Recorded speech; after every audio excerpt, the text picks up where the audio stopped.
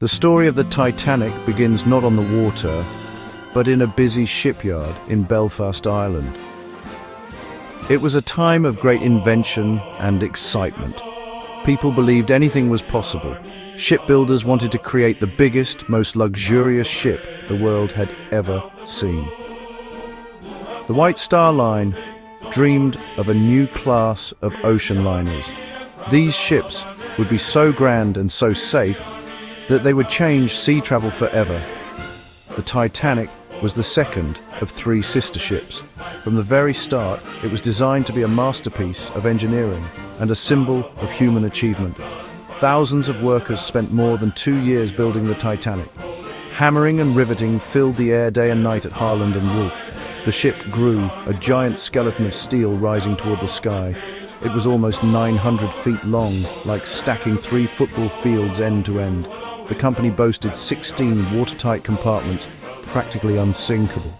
That claim gave people confidence. On May 31st, 1911, the massive hull slid into the water for the first time.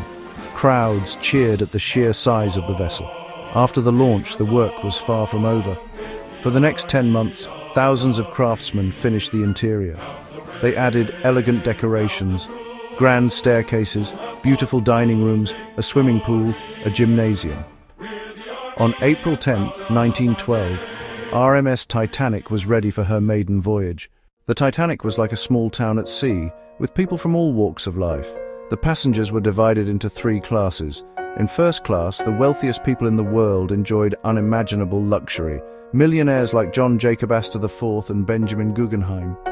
They slept in spacious suites decorated with fine furniture and had private bathrooms. They spent their days strolling on the deck, playing cards in the smoking room, or exercising in the gymnasium.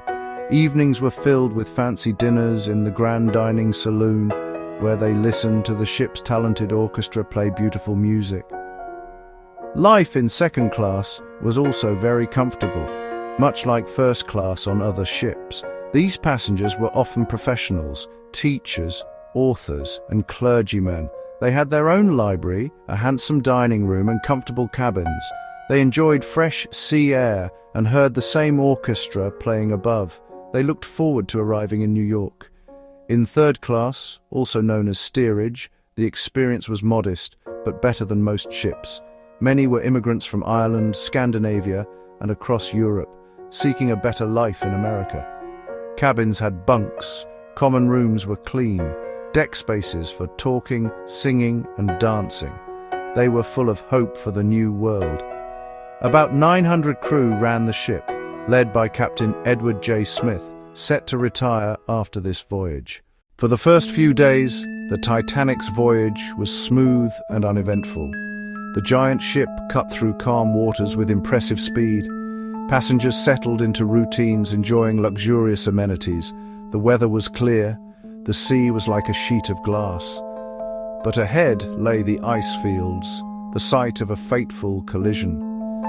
The ship's wireless operators, Jack Phillips and Harold Bride, were busy sending and receiving messages for the passengers, mostly personal greetings and business notes. As Titanic sailed west, warnings arrived from other ships.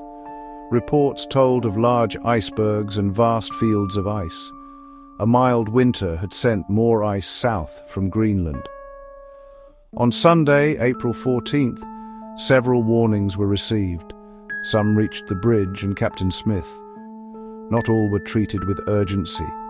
The wireless was overwhelmed, pressured to send passenger telegrams. That evening, the temperature dropped sharply. The air was freezing, the sky dark and moonless. The sea remained incredibly calm, a bad sign. With no white water at an iceberg's base, lookouts had a harder task. Captain Smith retired to his cabin, the ship continuing near maximum speed. High in the crow's nest, Frederick Fleet and Reginald Lee strained their eyes. Without binoculars, the locker key was left ashore. Just before 11:40, a dark shape emerged. A massive iceberg rose from the sea. The alarm bell sounded 3 times. Iceberg right ahead. On the bridge, First Officer William Murdoch heard the warning. He sprang into action. He ordered the ship turned hard to the left. He ordered the engines put in reverse. He aimed to steer around the towering block of ice. But the Titanic was enormous and moving very fast, like turning a speeding train in a short distance.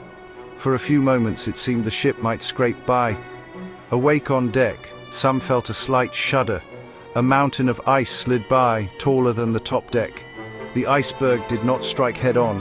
It scraped along the right side below the waterline. The sound was a long, grinding tear. Many passengers slept through it. Below the surface, the damage was catastrophic. A series of openings were torn along the hull. 5 of 16 watertight compartments opened to the sea. Water poured in with incredible force. Designer Thomas Andrews went below to inspect the damage. He knew the ship could float with 4 flooded compartments, but not 5.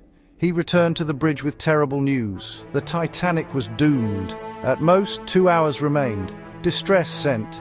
CQD and the new SOS. Lifeboats uncovered. Passengers to be awakened. As the crew prepared the lifeboats, confusion and disbelief spread. Many did not understand the seriousness of the situation. The lights were on. The band played cheerful music on deck. People were told to put on life vests and come to the boat deck. But some refused.